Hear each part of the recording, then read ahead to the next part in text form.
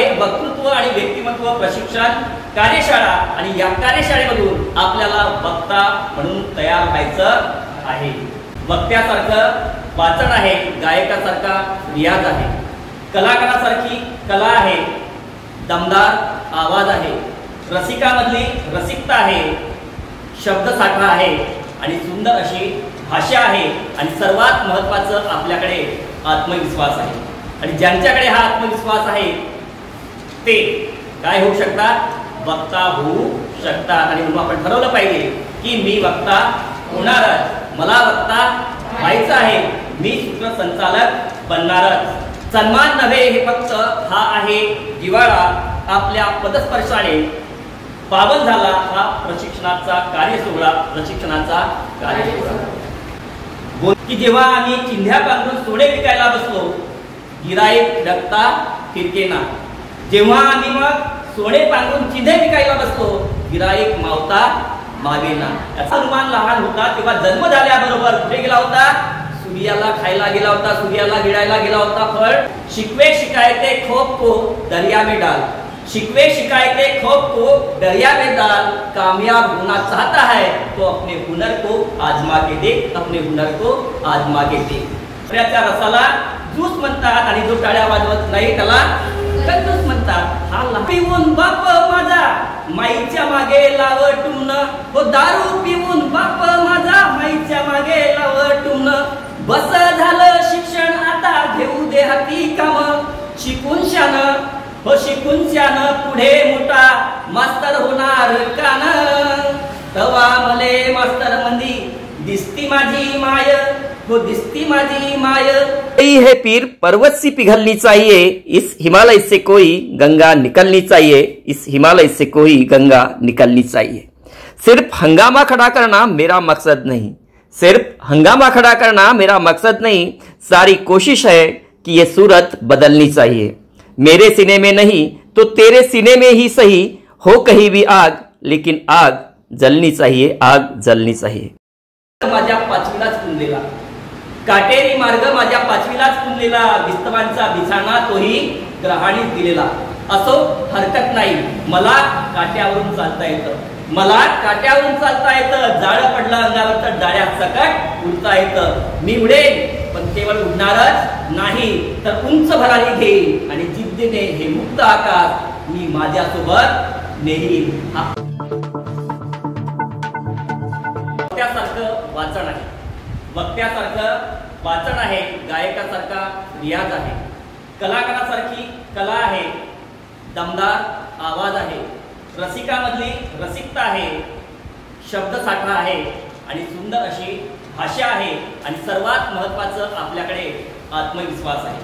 आणि ज्यांच्याकडे हा आत्मविश्वास आहे ते काय होऊ शकतात? वक्ता होऊ शकतात। आणि म्हणून आपण ठरवलं पाहिजे की मी वक्ता होणारच, मला वक्ता व्हायचं आहे, मी सूत्रसंचालक बनणारच। तर या वक्तृत्व आणि व्यक्तिमत्व विकास प्रशिक्षण कार्यशाळेमध्ये आपलं सर्वांचं मनापासून स्वागत। नव्हे हे फक्त हा आहे जिव्हाळा आपल्या पदस्पर्शाने पावन झाला हा प्रशिक्षणाचा कार्यसोहळा, प्रशिक्षणाचा कार्यसोहळा। बोलताना बोललंच पाहिजे कारण मी घेऊन आलो आहे वक्तृत्व आणि व्यक्तिमत्व प्रशिक्षण कार्यशाळा आणि या कार्यशाळेमधून आपल्याला वक्ता म्हणून तयार व्हायचं आहे। तर आज प्रशिक्षणाचा आपला 5वा दिवस आहे। 4 दिवस आपण प्रशिक्षण घेत आहोत।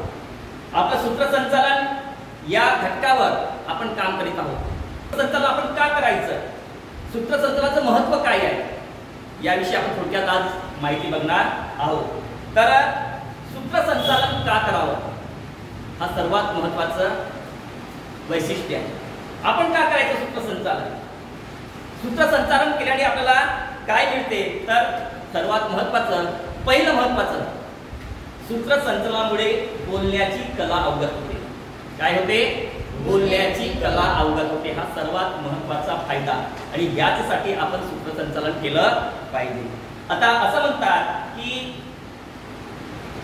बोलणाऱ्याची आंबे आणि बोरं सुद्धा विकली जातात आणि चूप बसऱ्यांची द्राक्ष सुद्धा विकली जात नाही। मागे मी तुम्हाला सांगितलं होतं सुधाकर गायधनी यांची कविता की जेव्हा आम्ही चिंध्या बांधून सोने विकायला बसलो, गिराईक डकता फिरकेना.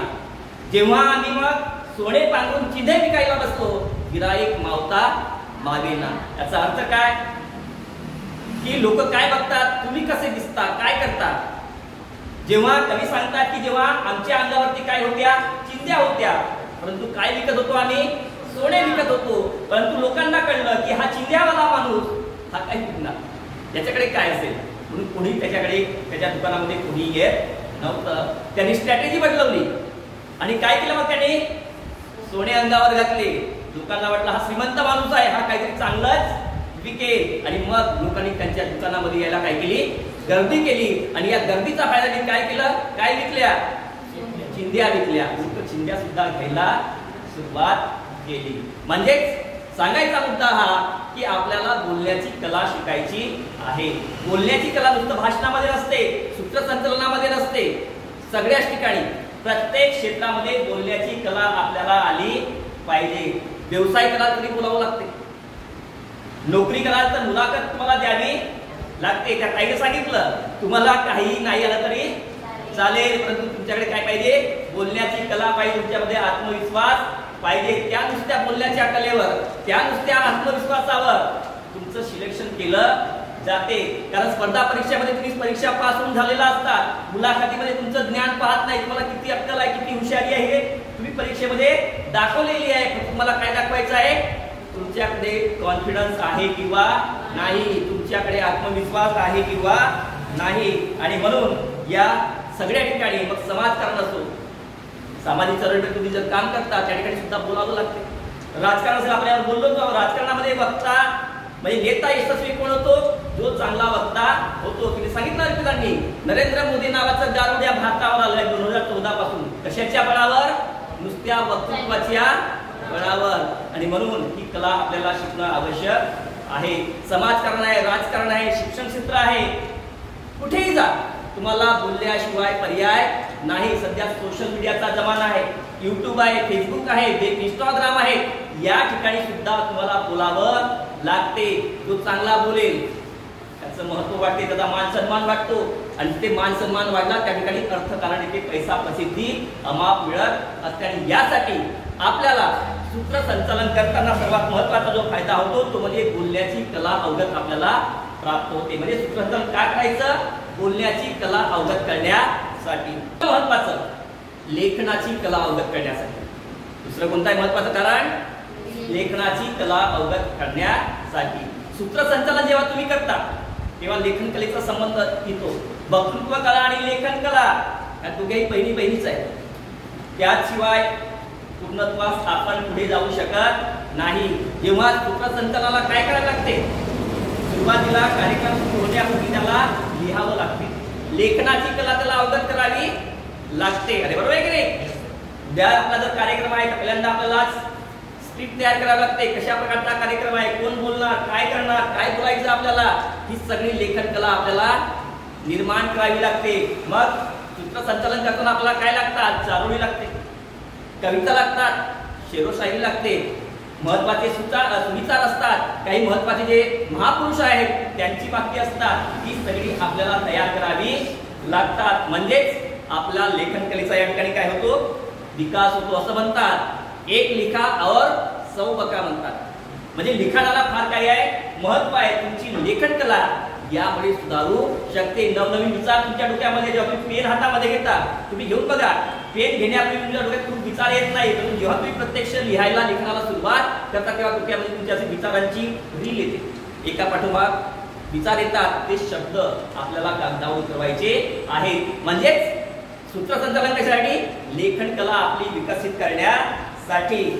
त्यानंतर तिसरं महत्वाचं व्यवस्थापन कौशल्य, ज्याला आपण मॅनेजमेंट म्हणतो.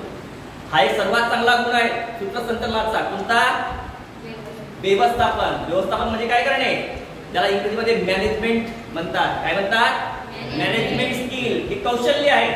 सूत्रसंचालकाला सर्व नियोजन करावं लागते.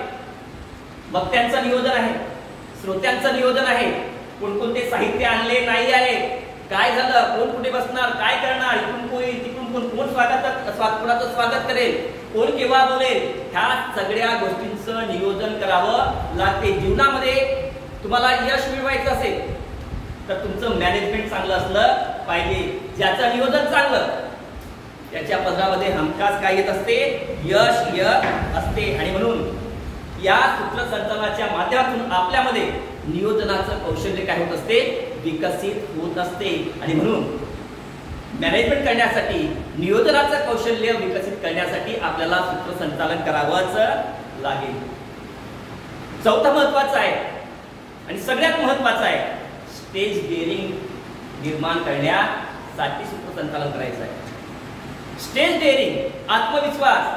हो, मला बोलता येते, मी बोलू शकतो, मी बोलणारच. हे केव्हा बोलू शकता आपण, जेव्हा आपल्यामध्ये आत्मविश्वास असेल. आणि म्हणून सूत्रसंचालनाच्या माध्यमातून माणसामध्ये काय होते, आत्मविश्वास निर्माण होत असतो. मग जिथे संधी मिळेल तिथे आपण हा आत्मविश्वास सूत्रसंचालनाच्या माध्यमातून निर्माण केला पाहिजे. आत्मविश्वास नसेल तर तुम्ही काही करू शकत नाही. आता बघा, तुमच्या कालपर्यंत तुमच्यामध्ये अजिबात आत्मविश्वास नव्हता, परंतु आता हळूहळू आलेला आहे. हे मी करू शकतो, त्याच्यामध्ये काहीच नाही. कालपर्यंत तुम्ही काय करतात, घाबरत होतात. आणि म्हणून कोणतंही कार्य करण्यासाठी पहिल्यांदा तुमच्यामध्ये आत्मविश्वासाची काय आहे, आवश्यकता आहे. आत्मविश्वास नसेल तुम्ही काही पण करू शकत नाही. कॉन्फिडन्स पाहिजे. तुम्हाला एक रामायणातला प्रसंग सांगतो. रामाची पत्नी कोण, सीता. सीतेचं हरण कोणी केलं होतं, रावणाने केलं होतं. आणि मग रावणाच्या शोधासाठी, सीतेच्या शोधासाठी संपूर्ण वानर सेना निघाली होती. जंगलातून फिरता फिरता फिरता लंकेच्या काठावर या बाजूला, समुद्राच्या या बाजूला सगळी सेना गेली. आता प्रश्न पडला की माहिती होतं की पलीकडे काहीतरी रावणाची लंका आहे आणि त्या ठिकाणी आपल्याला जायचं आहे, परंतु मध्ये काय आहे, समुद्र आहे. मग जाईल कोण, प्रत्येकाला विचारतात, तू उडी मारू शकतो का, तू उडी मारू शकतो का. मग अंगद सुद्धा म्हणतो नाही. मग हनुमानावर पाळी येते, हनुमान सुद्धा म्हणतो नाही, मी काही करू शकत नाही, माझ्याकडे एवढी शक्ती नाही. परंतु यांच्या सेनेमध्ये, रामाच्या सेनेमध्ये एक जांबुवंत नावाचा व्यक्ती तुम्ही पाहिला असेल, ज्याला केस वगैरे आहेत, अस्वलासारखा दिसतो. त्याला माहित असेल तो मोठा असतो, सिनियर असतो. लक्षात घ्या, मोठ्यांचा फायदा कुठे होतो. म्हणून मोठ्यांचा सहवास नेहमी आपल्यासोबत असला पाहिजे.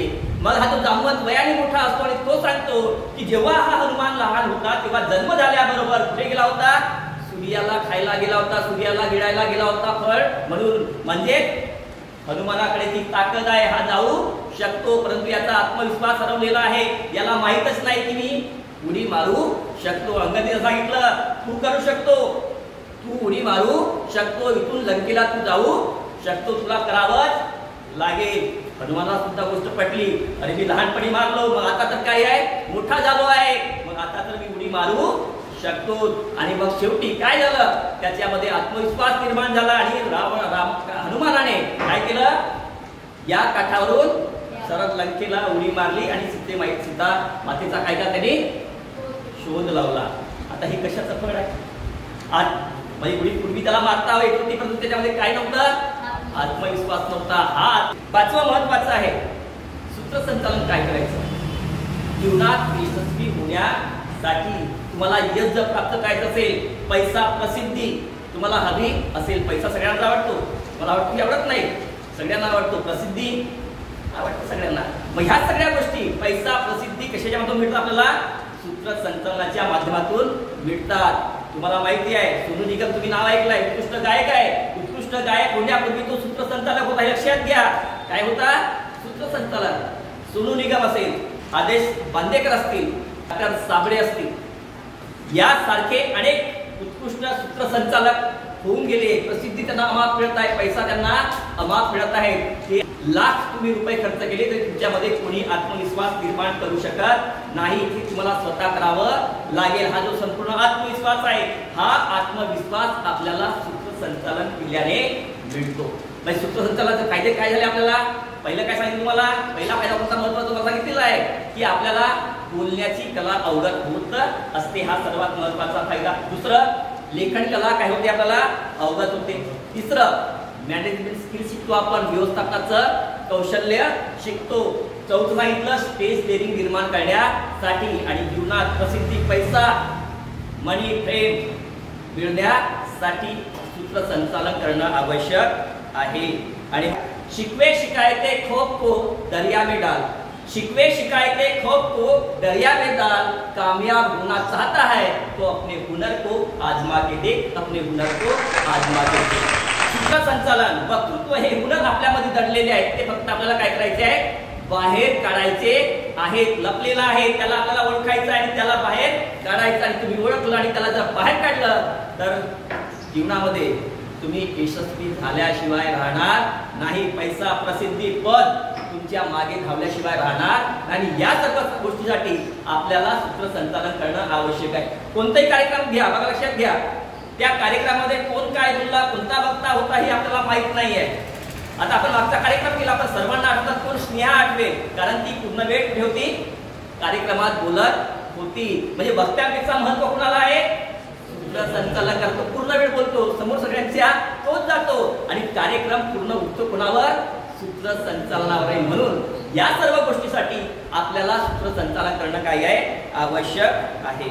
आता दुसरा महत्वाचा आहे या ठिकाणी, पहिला आपण बघितलेला आहे, दुसराच आपल्याला बघायचं सूत्रसंचालन कुठे करायचं, सूत्रसंचालन कुठे करायचं।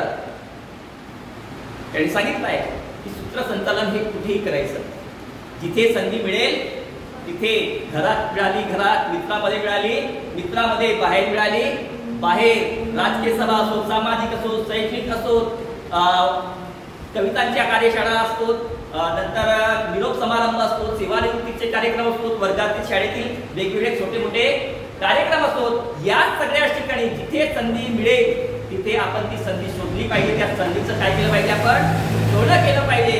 आणि असं जर केलं तर निश्चितच आपल्याला या सूत्रसंचालनाचा काय होऊ शकतो, फायदा होऊ शकतो। आणि म्हणून काय करायचं आपल्याला, सुरुवात ही एकदम मोठ्याने होत नाही, जो एकदम मोठ्याने सुरुवात करतो दपकन खाली पडतो। म्हणून आपल्याला स्टेप बाय स्टेप, हळूहळू हळूहळू एक एक पायरी आपल्याला वर चढायची आहे। आपल्याला शिखर गाठायचं आहे, त्या शिखरावर आपल्याला पोहोचायचं आहे, त्यासाठी आपल्याला सराव करावा लागेल। मग सराव करताना छोटे छोटे कार्यक्रम आपल्याला पाहावे लागतील। एखाद्या कार्यक्रमामध्ये आपल्याला आभार कोणाला देतात, ज्याला अजिबात काही संधी नाही, बोलता येत नाही, त्याला शेवटचा कार्यक्रम कोणता, आभार। मग अशा ठिकाणी आभार आपल्याला घ्यायचा आणि त्या आभारातून आपली कला दाखवायची। लक्षात येते, नाही हा आभार चांगला होतो, हा चांगला बोलू शकतो, याला आपण पुढे संधी दिली पाहिजे। प्रास्ताविक असेल, त्या प्रास्ताविकातून स्वागतासाठी स्टेजवर जायचं, संधी भेटली तर मी नाही म्हणायचं नाही, स्वागतासाठी स्टेजवर जा।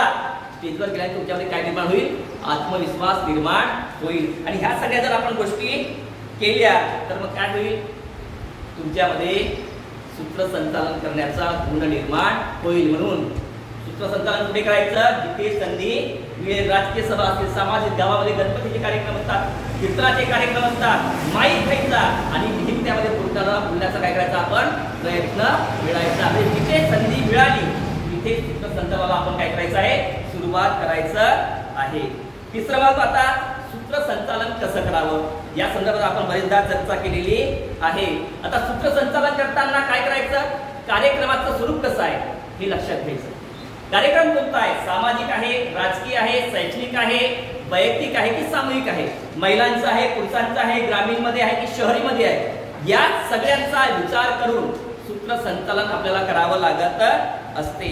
आता श्रोत्यांचा प्रकार पाहून आपण त्या ठिकाणी चारोळी सुद्धा म्हटलं पाहिजे, नाहीतर कार्यक्रम वेगळा आणि चारोळी आपली वेगळी, त्यालाही काही अर्थ नाही। जसं एक चारोळी आहे, आपण कार्यक्रमामध्ये चारोळी वापरतो की संत्र्याच्या रसाला ज्यूस म्हणतात आणि जो टाळ्या वाजवत नाही त्याला कंजूस म्हणतात। आता मोठी सभा, राजकीय सभा आहे आणि त्या ठिकाणी तुम्ही हा जर चारोळी वापरली तर तुम्हाला बोलतात का तिला भया झाला का, ठीक आहे, लहान मुलांचा कार्यक्रम आहे तिथे म्हणू शकता संत्र्याच्या रसाला ज्यूस म्हणतात आणि जो टाळ्या वाजवत नाही त्याला कंजूस म्हणतात। हा लहान मुलांच्या ठिकाणी तुम्ही ही चारोळी वापरू शकता।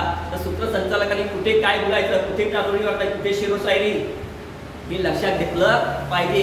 एकामेकाचा कनेक्शन जुळत असेल तर चारोळी वापरायची, शेरोशायरी करायची, नाहीतर करायची नाही। नाहीतर मग तो कार्यक्रम वेगळा आणि वेगळाच, तुम्ही मरणाचा कार्यक्रम आहे आणि तिकडे ते गमतीशी तुम्ही चारोळी म्हणता, ते जमणार नाही। म्हणून ते स्वरूप सुद्धा आपला श्रोता कोण आहे, कुठे बोलत आहोत याचं सुद्धा आपल्याला भान असलं पाहिजे। त्या स्क्रिप्ट आपल्याकडे तयार असली पाहिजे, कार्यक्रमाची तुमची कोणतेही कार्यक्रम त्याचा आपण पहिल्यांदा स्क्रिप्ट तयार करणं आवश्यक आहे आणि वक्त्यानुसार आपण चारोळी म्हटली पाहिजे. जसं आपण ग्रामीण भागामध्ये एखाद्या कार्यक्रमाला गेलो आणि जर महिलांचा मेळावा आहे तर या महिलांच्या मेळाव्यामध्ये मला महिलांच्या अनुषंगानं एखादी चारोळी आपल्याला म्हणावी लागेल. कधी कधी आपण संचालन करताना आपल्याकडे वेळ असतो, त्यासाठी आपल्याकडे काही कविता सुद्धा पाठांतर असलेल्या पाहिजे. जसं आता आपण एक कविता आपण म्हणू शकतो, ती कविता आहे आईवरती.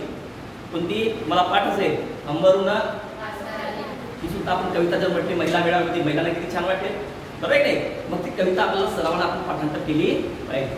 अंबरून वासर आले चटती जवा गाय, तवा मले तिच्या मनी दिसती माझी माय, हो दिसती माझी माय. आया बाया सांगत होत्या होतो जव्हा ताना, हो आया बाया सांगत होत्या होतो जव्हा ताना. दुष्काळात मायेच्या माझ्या आटला होता पाना, दुष्काळात मायेच्या माझ्या आटला होता पाना. पिठामंदी पिठामंदी पाणी टाकून मले पाजत जाय, तवा मले पिठामंदी दिसती माझी माय, हो दिसती माझी माय. हमरून वासर आले चाटती जवा गाय, तवा मले तिच्या मनी दिसती माझी माय, दिसती माझी माय. सुद्धा आपली एखादी कविता प्रसंगानुसार लोकांना आपल्याकडे आकर्षित करण्यासाठी आपण म्हणू शकतो. म्हणजे श्रोता कोणता आहे, गावातला आहे, समोरची महिला आहे, पुरुष आहे, लहान मुलं आहे, या सगळ्यांचा विचार करून आपण अशा प्रकारच्या कविता सुद्धा काय करू शकतो, आपण सादर करू शकतो. आणि शहरामध्ये गेलो आहोत आणि समोर जर आपल्या वक्त्याला तुमच्यासारखे तरुण पोरं असतील तर त्या ठिकाणी बिगड्या आपल्याला चारोळ्या म्हणाव्या लागतील. त्यांना वाटेल असं की त्यांना वाटलं पाहिजे एखादी मोटिवेशनल एखादी प्रेमाची कविता म्हटलं तर खूपच चांगला अर्थ, एखादा प्रेमाविषयी शेअर असेल तर मुलांना खूपच आवडतो किंवा मग सगळ्यात चांगलं मोटिवेशनल असते. है पीर पर्वत सी पिघलनी चाहिए, इस हिमालय से कोई गंगा निकलनी चाहिए, इस हिमालय से कोई गंगा निकलनी चाहिए. सिर्फ हंगामा खड़ा करना मेरा मकसद नहीं, सिर्फ हंगामा खड़ा करना मेरा मकसद नहीं, सारी कोशिश है कि ये सूरत बदलनी चाहिए. मेरे सीने में नहीं तो तेरे सीने में ही सही, हो कहीं भी आग लेकिन आग जलनी चाहिए, आग जलनी चाहिए. अशा प्रकारचा सुद्धा आपण एखादा शेर त्या प्रसंगात मांडू शकतो. हे सूत्रसंचालन करताना ह्या सगळ्या गोष्टी चारोळी कुठे म्हणायची, कविता कुठे म्हणायची आणि शेरोशायरी कुठे आणि कुणासमोर, या सगळ्या गोष्टीचं मॅनेजमेंट स्किल आपल्याला आपल्यामध्ये निर्माण करावं लागेल. आणि हे सगळं आपण निर्माण केलं तर काय होईल, मग आपण एक यशस्वी वक्ता, यशस्वी सूत्रसंचालक म्हणून उदयास येऊ शकतो. आता दुसरं महत्वाचं या ठिकाणी सूत्रसंचालनाची देहबोली बरोबर असली पाहिजे. त्याच्यावर सगळ्या गोष्टी असतात. मी यापूर्वी सुद्धा आपण चर्चा केली की सूत्रसंचालन कसा असला पाहिजे, चेहरा कसा असला पाहिजे, तुमच्यासारखा हसरा असला पाहिजे, माझ्यासारखी प्रसन्नता असली पाहिजे. प्रसन्न जर चेहरा असेल तर लोक आपल्याकडे काय होतात, आकृष्ट होत असतात. आपली बॉडी लँग्वेज चांगली असली पाहिजे. काय असली पाहिजे आपली बॉडी लँग्वेज. नुसतं मी समजा आता ह्या चारोळ्या म्हटलं, शेर म्हटलं, असं म्हणून जर म्हटलं असतं खूपच छान, कोणी तुझ्याकडे पाहणार नाही, कोणी बघणार नाही, म्हणते जाऊ तो मारू त्याच्या तुमच्या गला, ही अवस्था निर्माण होईल. म्हणून आपल्याला हातवारी निर्माण करावी लागते. पण अनावश्यक हातवारी निर्माण करायचे नाही. आपली बॉडी म्हटल्या त्या चेहऱ्यावर, जसं मी कविता म्हटली तर आपल्या आईप्रती आपल्या भावना आपल्या चेहऱ्यावर दिसल्या पाहिजेत की आपली आई आपल्यासाठी किती कष्ट करते, त्याची जाणीव आपल्या बोलण्यातून, आवाजातून, आपल्या चेहऱ्यातून, आपल्या डोळ्यातून लोकांना दिसली पाहिजे. ही देहबोली तुम्हाला त्या ठिकाणी निर्माण करता आली पाहिजे. आता कार्यक्रम जो असतो, या कार्यक्रमाचे 4 भाग निर्माण करायचे आपण. 4 भाग असतात कार्यक्रमाचे. 4 भागामध्ये हा कार्यक्रम पूर्णपणे वाटप केला असला पाहिजे. एक महत्त्वाचा कार्यक्रम मागच्याकडे आपलं एक लक्ष असलं पाहिजे. मागे आपल्या स्टेजवर लोक असतात, साईडला स्टेज असतात, तो एक कार्यक्रमाचा भाग असतो. आणि मग समोर इकडे काही लोक असतात, इकडे असतात आणि मागे असतात. या चौघांवरही आपली नजर गेली पाहिजे. नाहीतर मग कसा एकाकडे पाहून जर बोलत बसलो तर त्या लोकांना वाटते का कार्यक्रम तिच्यासाठीच केला आहे का बाबा, आम्ही काहीच या कार्यक्रमातले भाग नाही आहोत का, तिच्याकडे पहा, तिच्याकडे पहा, तिच्याकडे पहा, त्याच्याकडे पहा. त्याला वाटते वे आपल्याकडे सुद्धा सर पाहून राहिले, आपल्याला सुद्धा काय आहे महत्व आहे. आय कॉन्टॅक्ट सगळ्यासोबत झाला पाहिजे असं झालं तर कार्यक्रमामध्ये आपण सहभागी आहोत. शिकवताना सुद्धा सरांचं लक्ष आपल्याकडे नसते तर आपल्याला आपल्याकडे काही म्हणणार आहे लक्ष नाही सरांचं. ते शिकवतात आपण इकडे शिकवत मग सरांकडे असं पाहावे सर पाहुणे मग आपल्याला सगळं हो आमचे लक्ष आहे सर तुमच्याकडे. कार्यक्रम करताना या गोष्टीचं सुद्धा आपल्याला काय करणं आवश्यक आहे. त्याचबरोबर संचालन करताना आपल्याकडे डायस असतो, काही टेबल असतो, तर काही चिकून पण धरून शोधा जसं काही केमिकल लावलेलं आहे ते चिपकलेलं तिथे मग काय सांगितलं 1.5 पायाचा लोक बरेच जण वापर करतात. माणसाने व्यवस्थित अंतर ठेवून त्या ठिकाणी असलं पाहिजे. एकदम तुमच्या उभं राहण्यामध्ये सुद्धा लोकांना कॉन्फिडन्स दिसला पाहिजे. त्याचबरोबर सूत्रसंचालन करताना काय करणं आवश्यक आहे गोष्टी आपण टाळल्या पाहिजे. सूत्रसंचालन करताना बरेचदा सूत्रसंचालन त्या स्टेजवर फिरत असतात, लहानशी गोष्ट आणि दिसतात हे झाला तिकडे म्हणजे हाच प्रश्न झाला इकडून तिकडे इकडून तिकडे हे सुद्धा फार काय आहे चुकीचं आहे. सूत्रसंचालन करताना काय होते कधी कधी आपण सूत्र आपली स्क्रिप्ट तयार असते परंतु कधी कधी आपण काय होतो विसरून जातो. मग निघायची काय करायचं मग स्टेजवर आलो आपण आणि समोरचं पब्लिक असते मग आपण घाबरून जातो का करू आणि का नाही. अशा वेळेस मग काय करायचं एक दीर्घ श्वास घ्यावा. तुम्हाला आपण सांगितलंय असं सोडलं तर तुमचा थोडासा किती रिलॅक्स होऊन जातो, किती निघून जाते. मग समोर सगळ्यांकडे बघायचं, कॉन्फिडन्स नाही बघायचं, बिलकुल समजून द्यायचं नाही आपलं विसरलंय आपल्याला काहीच येत नाही म्हणून असं. मग आपण ठरलो तुला माहिती आहे आज आपल्या कार्यक्रमाचे अध्यक्ष कोण आहेत?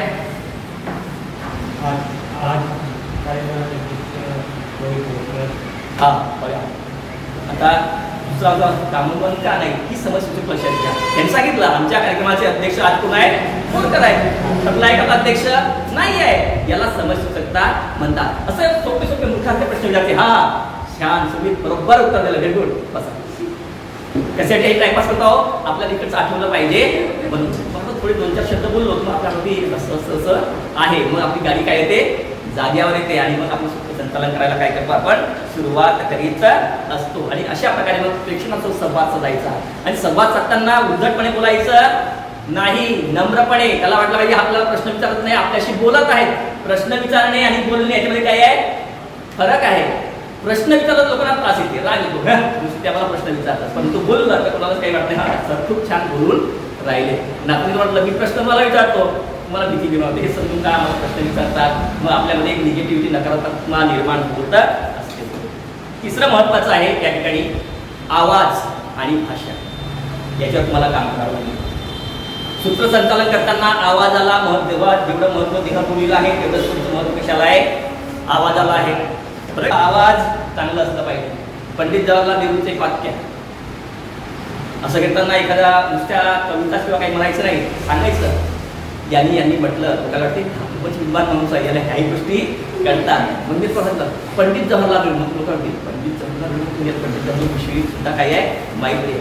पंडित जवाहरलाल नेहरू काय म्हणतात सूत्रसंचालनाच्या अनुषंगाने या गोष्टी तुम्हाला लक्षात असणं आवश्यक आहे. ते म्हणतात की तुमच्या आवाजावरून नम्रता, तुमच्या आवाजावरून नम्रता, उच्चारावरून विद्वत्ता आणि वर्तनावरून तुमची शील समजते. आणि ह्या तीनही गोष्टी सूत्रसंचालकाला लागू पडत असतात. तुमचा आवाज गोड असला पाहिजे, चांगला असला पाहिजे, तुमचे उच्चार चांगले असले पाहिजे, तुमचे प्रोनाउन्सिएशन तुमचा आवाज स्पष्ट असला पाहिजे. नसेल तो आपल्याला सरावाने करता एक हळूहळू तो येतो. आणि तुमचं वर्तन त्या विचारपीठावर त्या व्यासपीठावर हे चांगलं असलं पाहिजे. ह्या तिन्ही गोष्टी जर तुमच्यामध्ये असल्या, तुमचं वर्तन चांगलं असतं, तुमचं शील चांगलं असतं तर तुमचं सूत्रसंचालन जे आहे हे अत्यंत प्रभावी होत असते. आता काहींचा जो आवाज असतो हा नैसर्गिक असतो, काहींना गॉड गिफ्ट असतात, काहींचे आवाज चांगले असतात, दमदार आवाज असतात आणि काहींचे आवाज दमदार नसतात. ज्यांचे दमदार आवाज नसतात त्यांनी सरावानी निर्माण करायचे. जेवढे सूत्रसंचालन असतात वक्ते असतात सगळ्यांचे काही आवाज दमदार नसतात परंतु ते दमदार आवाज दिसतात. ते दमदार आवाज त्यांनी सरावाने चौधरी सरावाने निर्माण केले असतात. डोळे बंद करून आवाज निघणार नाही, डोळे उघडावे लागतील. म्हणजे आपला जो नैसर्गिक आवाज आहे तो आपण आवाज बदलवू शकतो कशाने? सरावाने. त्याचबरोबर आवाज गोड असला पाहिजे, आपण नम्र असलं पाहिजे, स्पष्ट बोललं पाहिजे, खूप कर्कश नाही. म्हणजे खूप आता सरांनी सांगितलं की मोकळ्या आवाजात मोठ्याने बोलायचं आहे म्हणजे तो आपण बोलतो कर्कश बोलता येत नाही, खूप जोरात बोलायची काही गरज नाही आणि खूप दूरही बोलायची गरज नाही. नेहमी मधला मार्ग आपण घेतला पाहिजे. त्याचबरोबर आपली भाषा चांगली असली पाहिजे. आपली काय असली पाहिजे? भाषा एकदम गावठी भाषा असेल. आजकाल काही सांगता येत नाही, गावठी भाषेला महत्व आहे. मागील पासरात सांगितलं, नितेश कराडे नावाचा एक युट्यूबर आहे, शिक्षक आहे, तो गावठीच बोलतो. लोकांना ती गावठी भाषा आवडते. तरी संचालन करताना आपली भाषा ही चांगलीच असली पाहिजे. प्रमाणित प्रॅक्टिस करावी लागेल. सध्या सगळ्यांकडे मोबाईल आहे. आपण एखादी चारोळी माहिती शिरोशाही एखादे भाषण करायचं आणि तो रेकॉर्ड करायचा. काय करायचा? रेकॉर्ड. आणि मग बघायचं आपलं काय चुकलंय. आता तुम्हाला त्यावेळी मी चारोळ्या पाठवल्या होत्या, तुम्हाला लक्षात आलं की आपल्या कुठे चुका होत आहेत, काय होत आहेत, हे बऱ्याच लोकांनी ज्यांनी पाहिलं असेल त्याला लक्षात आलं असेल. आणि मग ज्या चुका झाल्या त्या चुका आपण काय करायच्या? दुरुस्त करण्याचा प्रयत्न केला पाहिजे. आणि असं चौथं महत्वाचं आहे, सूत्रसंचालनाकडे आत्मविश्वास असला पाहिजे. ही आजचा जो कार्यक्रम आहे, जी राजकीय सभा आहे, जे काही स्नेहसंमेलनाचं उद्घाटन आहे, हे मी चांगल्या पद्धतीनं करू शकतो. हा आत्मविश्वास आपल्यामध्ये असेल तर आपण तो कार्यक्रम चांगला करू. आत्मविश्वास जर नसेल तर आपल्याला तो कार्यक्रम चांगला करता येणार नाही. कारण मला सांगितलं आहे की कोणती गोष्ट करण्यासाठी पहिल्यांदा मनाची तयारी असावी. मन तयार असेल तर शरीर तयार होत असते. मला सांगितलं आहे, आधी पराभव कुठे होतो? मनामध्ये होतो आणि नंतर पराभव कुठे होतो? रणांगणामध्ये होत असतो. म्हणून पहिल्यांदा माणूस मनाने जर पराभूत झाला तर पराभूतच होतो आणि मनाने जर जिंकला तर तो रणांगणामध्ये सुद्धा जिंकू शकतो. रणांगणामध्ये कोणी शूर येऊ द्या, आम्हाला त्याची घेणे देणे नाही. ऐरे गैरे नक्की खैरे हमने बहुत देखे है. ही जर भावना आपल्या मनामध्ये असेल, हाही येऊ दे, तोही येऊ दे, कोणी येऊ द्या, आम्हाला त्याची पर्वा नाही. मी जिंकणार म्हणजे जिंकणारच. मला कोणी हरवू शकत नाही. मी कुणालाही हरणार नाही. कवी म्हणतो की काटेरी मार्ग माझ्या पाचवीलाच पुंजलेला, काटेरी मार्ग माझ्या पाचवीलाच पुंजलेला, विस्तवांचा बिछाना तोही ग्रहाणीच दिलेला. असो हरकत नाही, मला काट्यावरून चालता येतं, मला काट्यावरून चालता येतं. जाळं पडलं अंगावर तर जाळ्या सकट उडता येतं. मी उडेल पण केवळ उडणारच नाही तर उंच भरारी घेईन आणि जिद्दीने हे मुक्त आकाश मी माझ्यासोबत नेहमी. हा अशा प्रकारचा आत्मविश्वास प्रत्येक वक्त्यामध्ये, प्रत्येक सूत्रसंचालकामध्ये निर्माण झाला तर तुमचं सूत्रसंचालन हे यशस्वी होऊ शकते. आणि यासाठी या सगळ्या गोष्टीसाठी सूत्रसंचालन करणं काय आहे? आवश्यक. ठीक आहे.